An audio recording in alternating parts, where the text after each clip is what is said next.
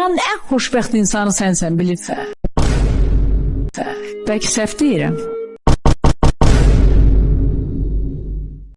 Ay qızım, danış da, mikrofon əlindədir. Nə? Necə? Nə? Ay xanım, eşitmədim səni. Nə dedin? Nədə arzun?